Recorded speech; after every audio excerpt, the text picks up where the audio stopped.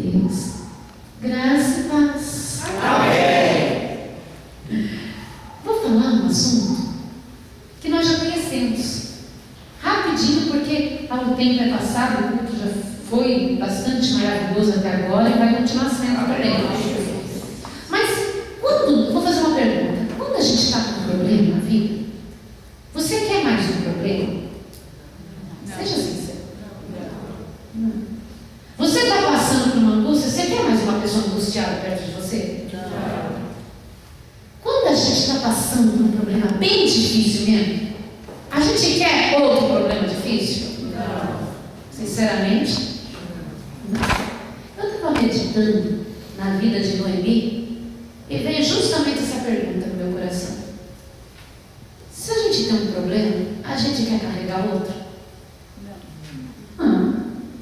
Noemi era uma mulher viúva que havia perdido 2 filhos para a morte também, e ela ia voltar para a sua terra, e ela estava voltando com muita amargura no coração, e para ela o menos que interessava era ter mais problema. Noemi, muito consciente, falou para suas 2 noras: volta para a casa dos seus pais. As 2 noras falaram que não queriam voltar para a casa dos seus pais. Porém, uma foi. A outra continuou querendo ficar perto de Noemi. A gente fala, mas que coisa linda. Coisa linda porque a gente já olha a história nesse ângulo, querido, de coisa linda. Mas se coloca na situação de Noemi, viúva, sem filhos, sem dinheiro, sem possibilidades, voltando para a sua vida antiga, pela metade, para falar a verdade. Outra viúva que não era do mesmo povo, não era do mesmo Deus, não tinha como sustentá-la, ainda tinha que levar para a vida dela antiga, da vida Noemi antiga, tirar de paz. Mas, gente, era um problema. Pensa bem. Você fala assim, eu vou ter que caminhar com as minhas pernas e levar mais um ainda. Mas veja como a obra de Deus, ela nos surpreende. Quando você fala mais problemas, o Senhor fala mais solução. Quando você fala não vou aguentar, Deus te manda solução. Porque o reino de Deus é algo diferente do que a gente raciocina. Daí nós já sabemos a palavra de Ruth para Noemi, que até meu esposo usou na canção quando nós casamos. Aonde tu fores eu irei, o teu povo será. Então vem falar aqui rapidinho, repete. Eu gosto que ele repete essa parte. Onde tu fores eu irei, onde tu pousares eu pousarei. O teu Deus será o meu Deus e o teu povo será o meu povo. Naquele momento, Ruth assumiu um compromisso não só com Noemi. Ela assumiu um compromisso com o povo de Noemi, com o Deus de Noemi, que foi o mais importante. O triste é que às vezes a gente pega um problema mais na vida da gente, que a pessoa não quer assumir nada na vida da gente, muito menos o nosso Deus. Que a gente não está ligando para a parentela, mas a gente está ligando para o nosso Deus. O difícil quando alguém quer encostar na gente, rejeitando o nosso Deus, rejeitando aquele que coloca o pão na nossa mesa, substituindo o nosso suco por cerveja, substituindo a nossa Bíblia por uma idolatria, a nossa oração por um clamor aos mortos. Isso para nós é difícil. A nossa pureza por prostituição, a nossa programação light, ou a nossa programação evangélica no canal de televisão, na internet, por pornografia. Isso para nós é assombroso, é terrível. Mas quando uma pessoa, ela parece um problema, mas ela assume uma responsabilidade com Deus, a coisa muda. A coisa muda. Essa é a diferença. Quando Noemi falou, vou ter um problema, veio uma solução. Aí as 2 voltam para a terra de Noemi, e todos, olha Noemi, ela falou, não me chama mais de Noemi não, porque meu nome hoje é amargura, é Mara, amargura, porque em mim só há amargura. As 2 estavam passando necessidade, não tinham o que comer, então era um problema, mas um problema dá 2 problemas no nosso modo de ver. resolver. Mas para Deus era a solução.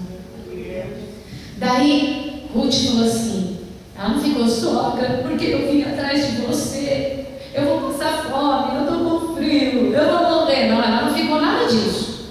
Ela falou assim: Noemi, fique aqui, que eu vou tentar recolher as espigas que ficam sobrando na plantação. Vou falar na minha linguagem. As espigas que sobram na plantação, eu vou lá colher as espigas que sobram, os grãos, para a gente comer. Então a Noemi, lógico, ela está com fome, as duas com fome, precisava alguém se virar. Ela foi e se virou, e ela durante todo o dia ela ia catando aquilo que sobrava.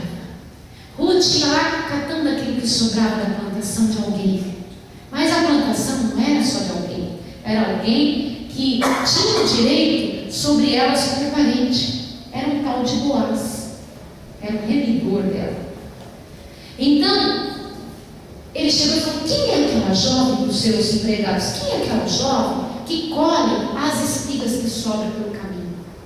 Ah, Senhor, essa é a nora de Noemi. Você sabia que ela não deixou Noemi vir sozinha? Ela preferiu seguir a sogra, sem ter a sogra nada que oferecer, do que voltar para a casa dos seus pais.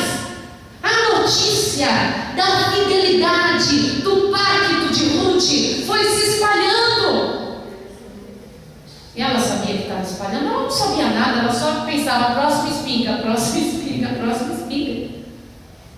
A gente, quando está com fome, a gente só pensa na próxima espiga, querido. Tem que catar espiga porque Noemi está me esperando. Tem que catar espiga para mim e para Noemi. Mas enquanto ela catava espiga, a notícia ia se espalhando. Essa é Ruth, que deixou a sua parentela, deixou os seus deuses para seguir a sogra. Mesmo ela estando viúva, Ruth, mesmo não tendo mais o filho, ela foi junto com a sogra, aceitou a convivência junto.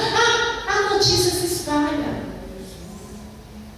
De repente Boaz falou assim: ela vai beber do que os meus servos bebem e comer junto com eles. Não deixe que ninguém a toque. Não deixe que ninguém faça mal para ela. E mais uma coisa: faz sobrar mais espiga para ela de cada boa. Faz com que sobre mais para que ela carregue. O problema virou o quê? Porque Deus está no controle. Viva Deus, viva Deus. Agora nós estamos falando de Ruth, Noemi, que romântica, história bonita, poética. Não é nada disso, queridos. É o mesmo Deus.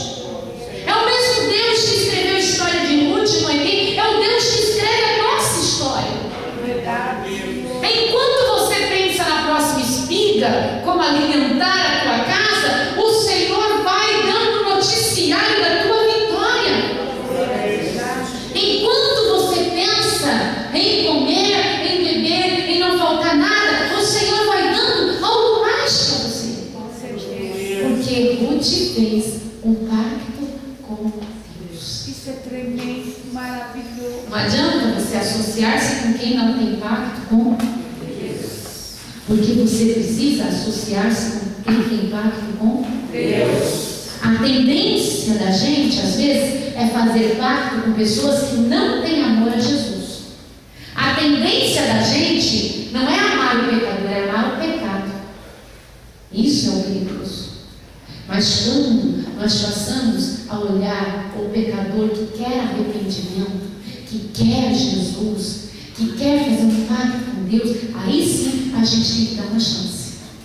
Quando não quer, não adianta, queridos. Porque tem muita gente com lero-lero aqui na boca, mas no coração não quer Deus. Tem muita gente que é político para falar, não é, pastores? Mas na hora de agir não tem ação com Deus. Ruth provou que tinha ação. Ela foi agir. Ela foi ser bendita. Eu não sei se você é Ruth, se você é Noemi, mas eu posso garantir algo. Quando se faz um pacto com Deus, as coisas se resolvem. Viva Deus. Para ambos os lados. Ruth chega em casa, lá onde estava Noemi, trazendo as espigas, os grãos, a comida, e ela falou: onde você conseguiu? E ela contou toda a história, que ninguém podia tocar nela. Ela falou: mas que terra é essa? Quem esse Senhor é Boaz? Mas Boaz é o seu remidor, é o meu remidor. Daí passa a história da remissão, que tem os direitos, de repente vem a história do casamento, vem a história do amor, porque Deus faz tudo completo, onde Boaz e Ruth passam a ser marido e mulher. Mas vamos lembrar bem, Ruth não era do povo de Deus. Ela se converteu quando ela quis seguir Noemi. Ruth não tinha a tradição do povo de Deus. Ela se converteu. A gente fala em conversão em Antigo Testamento, é uma coisa fabulosa, porque a gente fala em conversão depois que Jesus veio à Terra. Jesus trouxe a conversão. Jesus trouxe de nós, os gentios, podemos nos tornarmos igreja. Jesus trouxe essa história dos samaritanos poder frequentar novamente a obra dele. Jesus trouxe a adoração fora do templo de Jerusalém. Jesus trouxe para nós que éramos mestiços a nova história. Mas até então era muito difícil. E Ruth teve essa conversão. Então não importa se a pessoa nasceu hoje ou não nasceu num lar cristão, ela tem essa oportunidade. Não importa se a pessoa está na macumba, no judaísmo, no evangelho, no catolicismo, se ela quer ter um encontro com Jesus, hoje é fácil, hoje pode, as portas estão abertas, Jesus deu essa oportunidade, mas na época de Ruth era difícil tomar uma decisão dessa e ser aceita entre o povo de Deus.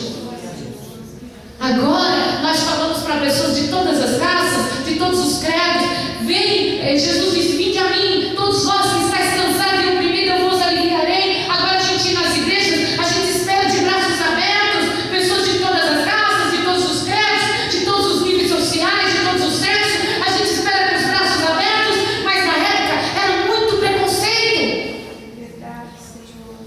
Mas ela foi não só aceita, como ela foi dito a ela assim, ó, o Senhor faça esta mulher que entra na tua casa como Raquel e Léia, que juntas edificaram a casa de Israel. Porta-te valorosamente em Efratá e faze-te nome afamado em Belém. Olha que versículo. Em Belém. Espera. Para naquela época ter uma linhagem do povo de Deus, tinha um segmento do povo de Deus. Casava-se entre o povo de Deus. Dificilmente misturava-se as tribos. Casava-se só entre o povo de Deus. De repente vem uma mulherzinha de fora que toma posse do lugar dela junto com o povo de Deus. Casa com um homem que era da linhagem do povo de Deus. Recebe uma bênção que não era para qualquer uma. A bênção como Raquel e Léia, que edificaram o povo de Israel, que fabricaram o povo de Israel praticamente. Daí fala que seria afamado em Belém. Quem nasceu em Belém? Jesus. Quem nasceu em Belém? Jesus. Quer dizer, daquela mulher que não era do povo de Deus, glória a Deus, ia ser afamado aonde? Belém. Aonde Jesus nasceu. Sabe por quê? Porque ela, de Boaz e Ruth, nasceu Obed. De Obed nasceu Jessé, de Jessé nasceu Davi, e a linhagem de Davi nasceu Jesus. Quando eu lembro dessa passagem, eu lembro junto com vocês, eu me emociono, porque Ruth, uma moabita, é isso? Uma moabita, ela não era do povo de Israel, ela era uma moabita, ela se casa com Boaz, ela tem um filho chamado Obed, o seu filho Obed tem um filho chamado Jessé, o seu filho Jessé tem um filho chamado Davi, o rei Davi, e da linhagem de Davi, em Belém, Maria e José, tem Jesus Cristo, o Filho de Deus, aleluia. Oh, coisa rica que é a passagem do Senhor. É uma riqueza de dados, é uma riqueza de dados, queridos. E a palavra de Deus fala que Jesus é da raiz de Jessé. Raiz de Jessé. Aí vem a resposta. Lá no Antigo Testamento, uma história no meio da Bíblia, um livro no meio da Bíblia que se tornou uma história, um livrinho lá, que parece uma coisa comum, parece uma história jogada no vento. É a história da linhagem de Jesus. Gente, arrepia falar. Não sei como você caiu, eu estou sentindo porque do nada, é assim que Jesus faz na vida da gente, é assim que Deus faz na vida da gente. Do nada, de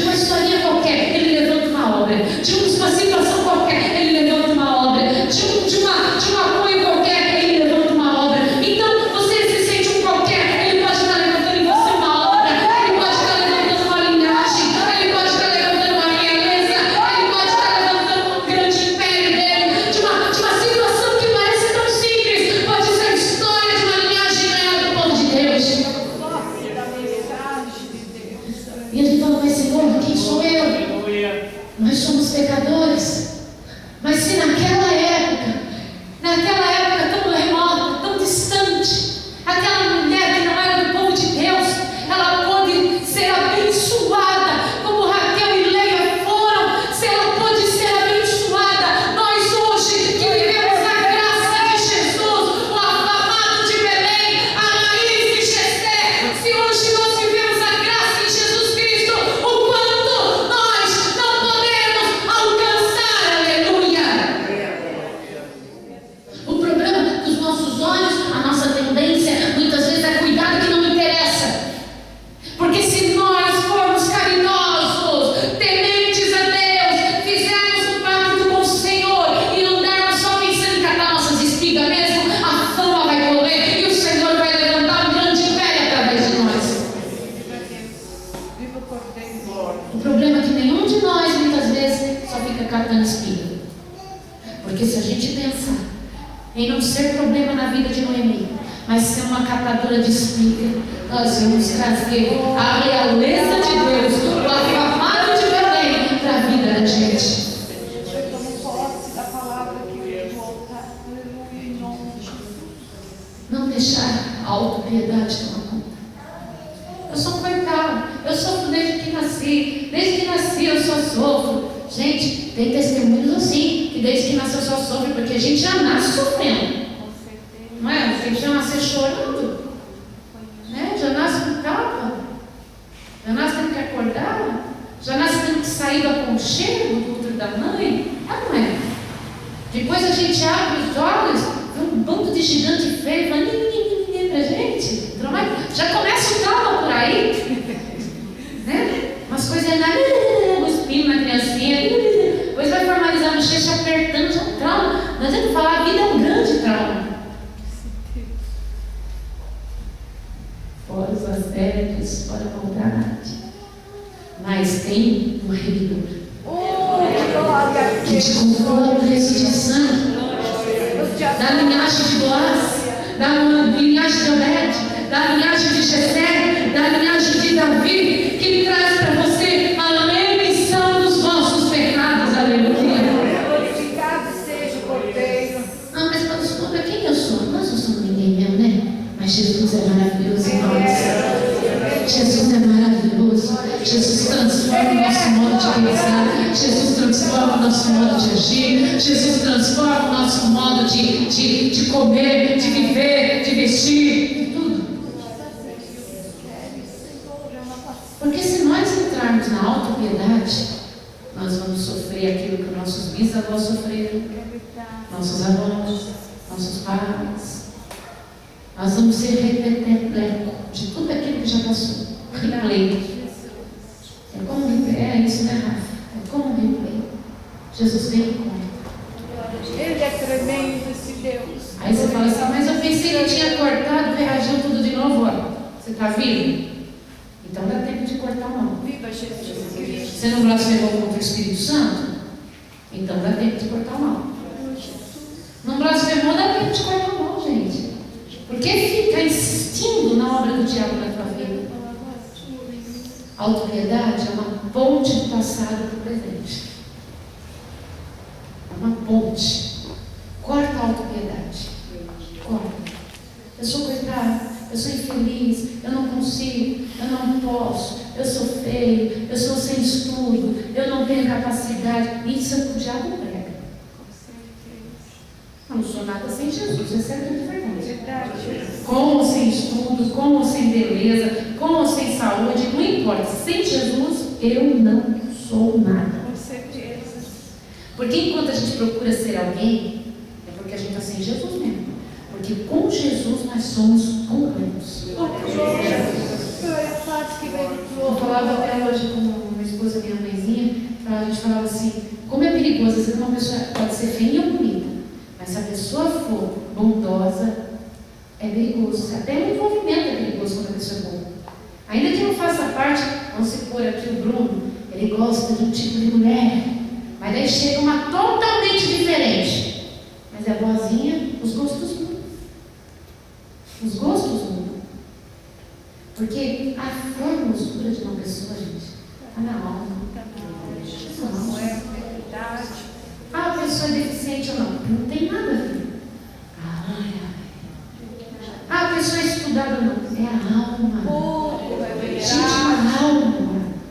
É valiosíssima, uma alma bonita, bonita, gente. Tem gente que vive pegando de inveja, que tem uma alma feia mesmo. É uma alma feia. Uma pessoa invejosa, mas é uma alma feia.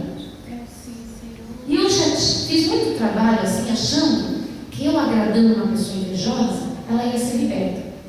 Ou eu pegando, melhorando a vida de uma pessoa invejosa, ia ser liberta. Até estava conversando com a Ana Lúcia, me fez lembrar algo. Eu achava que uma ovelha minha emagrecendo, ela ia ser liberta. Né? É engano nosso. A pessoa se convertendo, ela é liberta. Eu achava que certas pessoas, se elas perdessem o complexo, elas seriam melhores. Perdi tempo, gente. Eu, pastora Cláudia, já perdeu muito tempo assim. Hoje a pastora Valéria também perdeu tempo assim. É perda de tempo. Olha, se a pessoa tivesse um diploma, ela ia ser melhor. Já vi gente enchendo a casa de diploma, morrendo antes da hora, tanto que não prestava. Não prestou para nada. Gente, eu já vi de tudo na obra de Deus, mas eu só vi transformação e uma alma bonita em quem se converte. Com certeza, vivo por Porque a pessoa que se converte, ela passa anos, ela não altera a personalidade dela. Como dizem, né? As máscaras caem. Mas quando a pessoa está em Deus, ela permanece. É perigoso sim andar com uma pessoa bem velhinha. Às vezes as pessoas até misturam com sexo, porque não sabem identificar, e é porque a pessoa tem uma alma limpa. A pessoa é salva. Não é sedutora, é salva. As pessoas vão sentindo bem de estar perto porque é salva. Quando você também é da parte do bem, né? Lógico, quando é do mal, não tem solução. Mas quando a pessoa ela é convertida, gente, quando ela é convertida, ela fica formosa. Ela pode estar batida, tem muito ou pouco cabelo, ela pode ser gorda ou magra, ela é formosa. Eu já vi a pastora Cláudia bem magrinha, bem gordinha, eu já vi a pastora Cláudia morena, eu já vi a pastora Cláudia de tudo quanto é jeito. Acho que nós já vimos, né? Em todas as épocas, eu via pessoas entrando em particular falando: eu tenho inveja de você. E ela via e falava: inveja só se for da minha alma. A pastora Cachel falou assim: escuta, veja bem, inveja do quê? Eu vi minha mãe fazendo muitas vezes isso. É da alma. Não que ela não fosse linda de qualquer maneira, mas é a alma. Porque como pode uma hora a pessoa ter inveja da pessoa mais gorda, mais magra, ter inveja da pessoa estar triste ou feliz? É da alma, gente. É da alma. Porque não consegue ter uma alma limpa em Jesus. É necessário ter uma alma limpa em Jesus. Você que é bem moreno já escutou falar assim: ah, eu queria ser igual a você. Quem é moreno já escutou: ah, eu queria ser igual a você. Quem é oriental já escutou: ah, eu queria ser igual a você. Na verdade, as pessoas querem é ter o Deus que está em você e em mim. Porque, na verdade, as pessoas procuram esse algo a mais que é Jesus. Oh, como é verdade, glória. Às vezes você chorou tanto, está com aquela cara, né, de sapo inchado mesmo, que chorou a noite inteira, e as pessoas ficam com inveja da tua lágrima. É ou não é? Da tua dor. Porque as pessoas têm inveja desse pacto com a raiz de Jesus.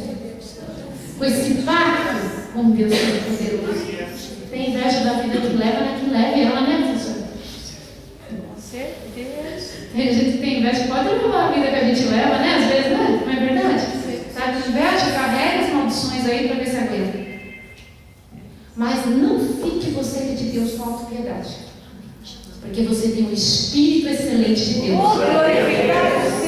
Você não é mais pobre do que ninguém, nem mais rico do que ninguém. Você não é mais feio do que ninguém, nem mais bonito do que ninguém. Você não é mais inteligente, nem mais burro. Você tem um espírito excelente de Deus. Aquele que te formoseia na hora que você mais precisa. É incrível o que Deus faz. Você está um cacaré, você sente um nada, de repente você precisa daquela formosura, daquele momento, um brilho a mais. Você resplandece igual Moisés diante do povo de Israel.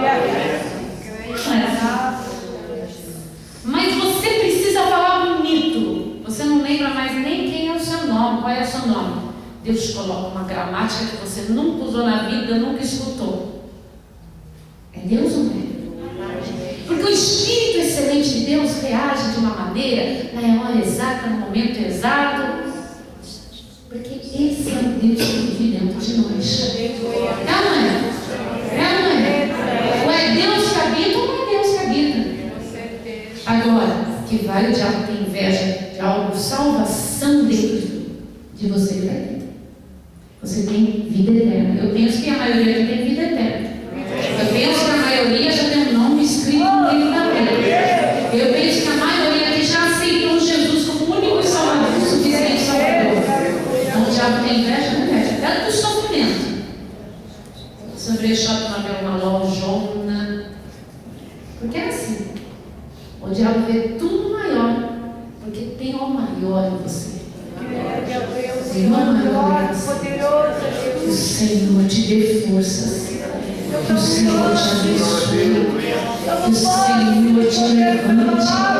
Que o Senhor repreende o mal. Que o Senhor fortaleça aquele que é dele, aleluia. Que tire o mal pela raiz. E fortaleça a tua alma diante do Cordeiro. E declara: eu não tenho medo do adversário. Eu não tenho medo do adversário. É ele que tem medo de mim. Porque o Espírito excelente de Deus habita dentro de mim. Porque eu sou o templo do Espírito Santo. Se você anda com Deus, o diabo não pode te atingir. Eu estava falando com o Senhor e refletia assim: uma pessoa que o diabo perturba a vida inteira, ela morre. O diabo pode continuar perturbando ela? Ela está morta. Demônio não habita em morto, habita? Não existe isso. Morreu, acabou, esqueceu. O que a palavra de Deus manda a gente fazer para o mundo? Morrer para o mundo. Morrer para o mundo. Se a gente morre para o mundo, vocês me responderam. Se a gente morre para o mundo, tem como os espíritos imundos habitar em nós? Não. Essa é boa. Glória a Deus. Aleluia. Se está habitando espírito imundo numa pessoa, é porque ainda não morreu todo mundo. Morre para o mundo. Morre à vontade pelas coisas do mundo. Morre. Glória a Deus. Morre. Quero ver se os espíritos imundos podem atingir sua vida. Glorificado. Nunca mais. Não adianta falar com o morto, não adianta mandar nada para o morto, não adianta nada, está morto. Se você está morto para o mundo, não adianta mandar uma curva para você, não adianta mandar voodoo, não adianta mandar mal olhado, não adianta mandar palavra mal dirigida, não adianta o mundo invejar você. Você está morto para o mundo. O diabo não vai ter poder sobre nós. Quando o diabo vier, já tentando falar assim: estou morto. Glória a Deus. Igual o urso, né? Faz o urso. Estou morto. Eu estou morto. Eu estou morto. Você não pode me atingir. Eu estou morto. Eu estou morto. Eu morri. Fui sepultado nas águas e sou ressurreto com Cristo. Declarei: morto para o mundo. Declarei que eu estou morto para o mundo. O demônio não pode me atingir. Porque eu estou morto para o mundo. Se você não está, vai ficar. Em nome de Jesus. Se batizar é tão firme, né? Forte, firme, aleluia. Glória a Deus. E vamos morrer cada dia mais. Cada dia morre uma paixão. A gente, eu gostava daquilo, de repente fala: mano, o que eu achava de graça naquilo? Né? Não é verdade, Rafael? Não é verdade, meu Deus? Muita coisa já não está perdendo a graça para você? Não é verdade, Maria? Já tem graça de servir a Jesus só. Glória a Deus. Porque está morto para o mundo. Ela pode passar numa casa de forró que ela não vai sentir mais nada. Mais nada. Acabou. Glória a Deus. Glória. O fraco dela é esse? Acabou. Assim você tem que crer. Um filho seu morreu para o mundo, morreu para o mundo. Os demônios não vão atingir. acabou. O diabo não atinge morto. Ele não tem o direito sobre os mortos. E eu estou morta. Estou morta para o mundo. E viva para Deus. A entrada do culto hoje, a pastora falando, fala que eu não sou desse mundo. Estou morto. Você está morto? Está morto? Amém. Está morta, né? Está morto aí? Amém. Estou falando como vocês são homem e mulher juntos, eu vou usar a gramática masculina. Estão mortos para o mundo? Amém. Está mesmo? Amém. Tenta achar graça nas coisas do mundo, mas só bate a cara, não é assim? Porque você está morto para o mundo? Amém. Não adianta querer insistir, na verdade. Só bate a cara. Só sai chorando. Só sai mal. Porque você está morto, querido. Você está morta. Acabou. Agora os demônios não te atingem mais. Amém? Amém? Amém? Vai nessa fé, vai nessa confiança, vai nessa esperança. Olha, tem algo interessante que nós presenciamos hoje. Antes de terminar de falar. Nós fomos pagar umas contas rapidinho no fim da tarde. Então, a pastora estacionou um carro num lugar coberto. E na hora de ir embora, eu e meu esposo estava indo atrás. Ela já estava tirando o carro, dando ré. A gente estava dando ré de longe. De repente, a gente vê ela parada no meio do estacionamento, saindo do carro, pegando alguma coisa, entrando no carro. No estacionamento não tinha ninguém. Alguém tinha deixado para ela um livro de psicologia pura. Nós procuramos, não tinha dono nem em volta, era ela, igual Elias gosta de deixar no CD, acho que alguém deixou um livro lacrado, totalmente bonito, de alta qualidade, gente, de fotografia, de tudo, só sobre o comportamento humano, psicologia, uma riquíssima informação, aquilo que a gente faz já na obra de Deus. Daí, quando saímos do lugar, fomos abrir o livro, já não achou dono, o dono era ela. De repente estava lá assim, meu Deus, só falta ser espírita, né? Conceitos de outra religião. Meu esposo pensou a mesma coisa, a pastora dirigindo e nós debulhando o presente dela de Deus. E falava sobre suicídio, fobia, homossexualidade, falava de todos os assuntos, falava de todos os assuntos possíveis na psicologia. De repente, assim, a gente, o Elias olha e vê o versículo. Olha, o versículo provando. O livro inteiro, né? Recheado de versículos da Bíblia. Aquele Isaías 41:10 que eu amo, não temas, né? Alguém sabe dizer qual é esse daí? Isaías, não brinca. Isaías 41:10 eu lembro. Quando eu pedi para o meu avô ver no celular a Bíblia. 41:10. Quando eu falei para ele ver na Bíblia, estava bem a Bíblia online marcada nessa e ele começou a ler em voz alta. Cara, que beleza. Não temas, porque eu sou contigo. Essa estava na parte de quem tem fobia. Fobia de tudo quanto é sentido da razão. Não temas, porque eu sou contigo. Não te assombres, porque eu sou o teu Deus. Eu te fortaleço, e te ajudo e te sustento com a destra da minha justiça. Eis que envergonhados e confundidos serão todos que irritam contra ti. Tornar-se-ão em nada, e os que contenderem contigo perecerão. Isso que ele deu na Maria em voz alta. Bênção, né? Bênção, né? Ó, gente, um livro que era recheado de versículos. Ah, não é Deus? Não é um presente de Deus. Olha, o Senhor é maravilhoso. Alguém ganhou alguma coisa de Deus? Eu ganhei de estar aqui com vocês hoje, podendo chegar a palavra dele. Obrigada, queridos. Graças e paz.